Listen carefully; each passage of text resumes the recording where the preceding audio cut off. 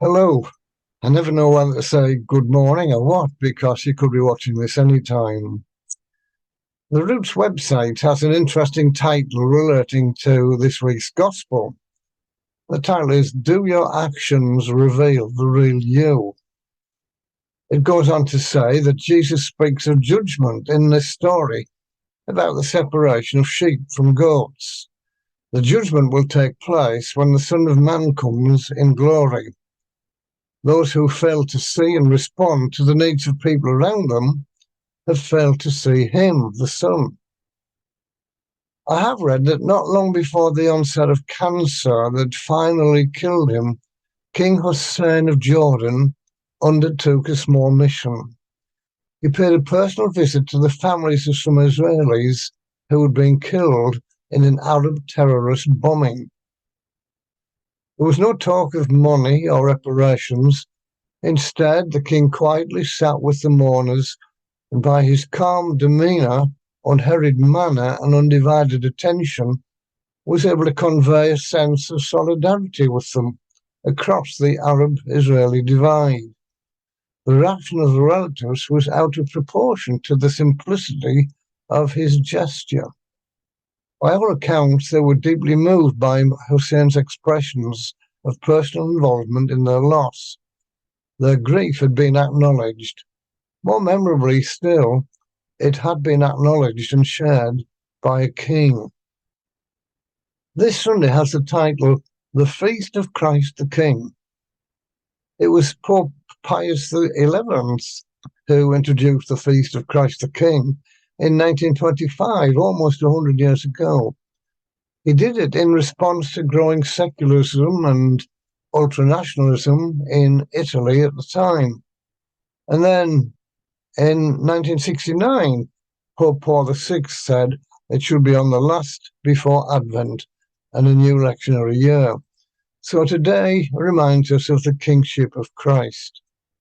We often think of the humility of Christ as one who came to serve. He reached out to people who were neglected, even despised, and gave them hope. He rebuked the Pharisees because they condemned such people. And so we may not often think of him as a king. But that is the focus of this passage. People are divided as a shepherd separates sheep from goats, which are often led to pastures together, and he puts sheep on the right and goats on the left.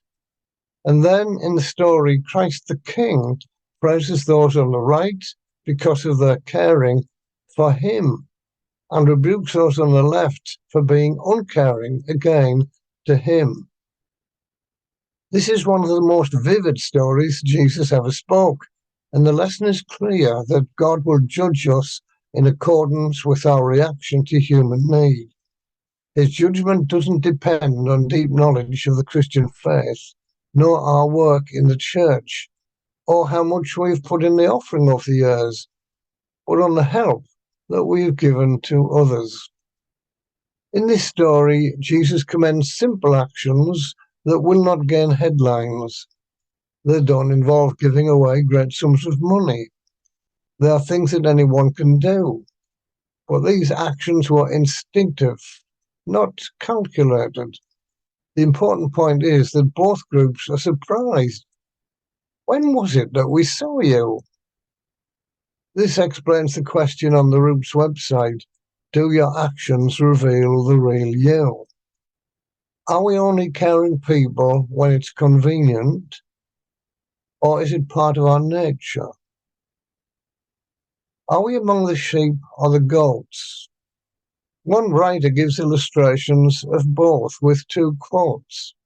His first quote is this: along with my girlfriend and our baby, we were evicted, and there was nowhere for us to go.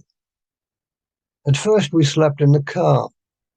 Well, you took a personal interest, and you put the three of us up in your spare room until we could find a suitable place to go.